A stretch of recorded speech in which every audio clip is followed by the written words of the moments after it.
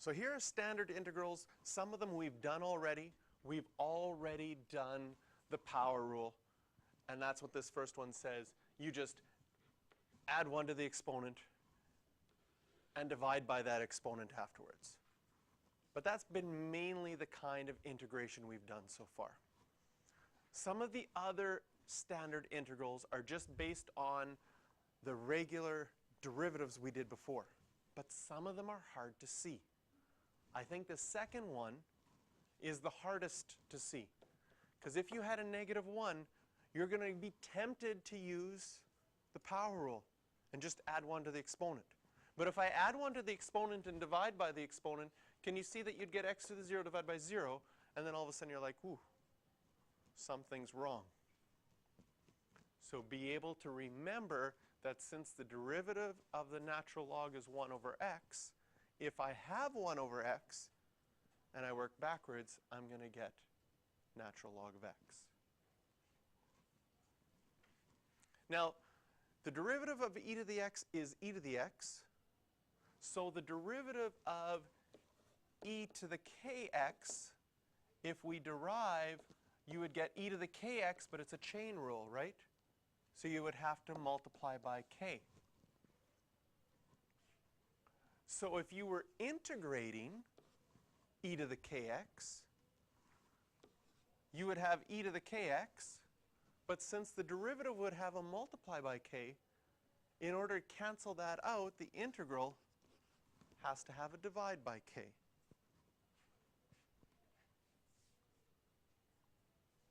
And again, this is where the integration and the derivative start mixing you up, and you might think in one sense one way and the other one the other, so you have to really be focused and clear when you're doing those and thinking about them. So here, what's the integral of 12 over x dx?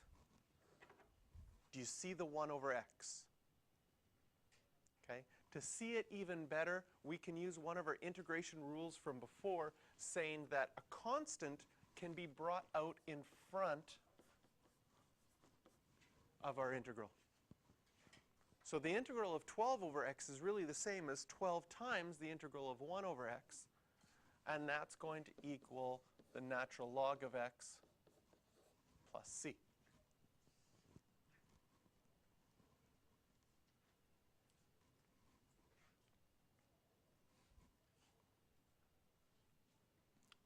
The integral of e to the 5x divided by 2, well, that's going to be the same. I could bring that 1/2 out in front.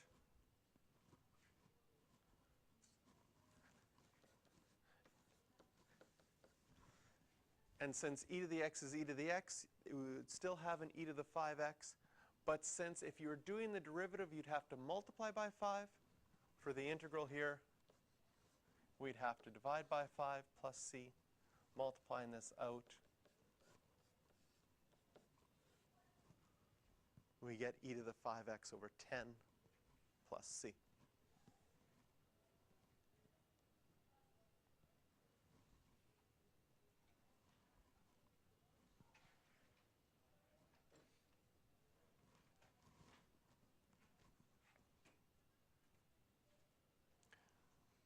Same thing with derivatives, how you take the derivatives of each term separately. You can integrate each term separately.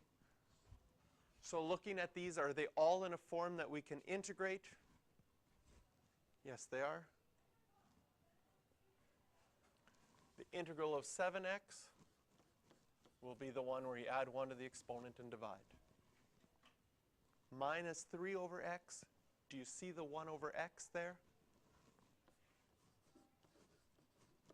Minus 3 natural log of x. And e to the x over 1/3, that's going to stay the same, but we're going to have to divide by the 1/3 as well. And then plus c.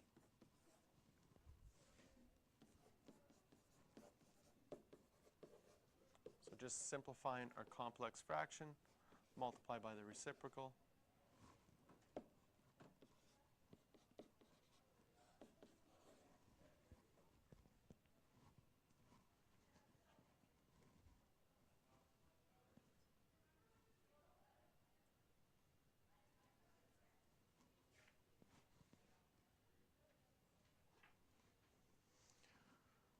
Same thing with sine and cos. Since the derivative of sine is cos, the integral of cos is sine. And since the derivative of cos is negative sine, the integral of sine is negative cos. So now, those positive and negative, if you think you knew them well, we just threw a wrench in there because of now they're backwards on the way back, right? Because it used to be, well, derivative of sine was positive, it stayed cos. But now the integral of cos stays positive because it's going back to sine. So again, one thing that I like to do, I like to think of my sine curve. I like to think of the slope right at 0 and say it starts at positive. So if I know that sine derivative goes positive, that means if I start with cos and go backwards, it stays positive to sine. And then the cos one will be opposite as a result. So the derivative of cos is negative sine. So if you start with sine and go backwards, you'd have to go to negative cos. And we've added, if you do have a variable or just a coefficient inside of sine, if you were doing the derivative, you would have the chain rule, so you'd multiply. So working backwards, in order to compensate for that, you're going to have to divide. So that's why we have the 1 over k in front. So if we had sine of 5x and we were working backwards, will this be positive or negative cos? Ooh. I kind of gave it away by doing the, it'll be negative cos. Negative cos of 5x, and then you would have to divide by 5, because if you did the derivative, there'd be a chain rule. So to get rid of the chain rule, we divide by 5 plus c.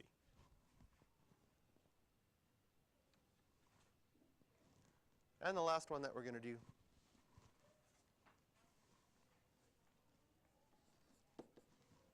integrate it. So add 1 to the exponent. E to the x would stay the same. Working backwards on cos would get you to sine. Does the sign change, stay negative, or does it change to positive?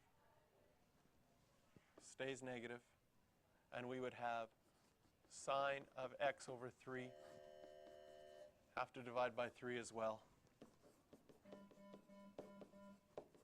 The following students, please report to the office for a message. Kennedy Dixon, Darian Bealby. And there we go.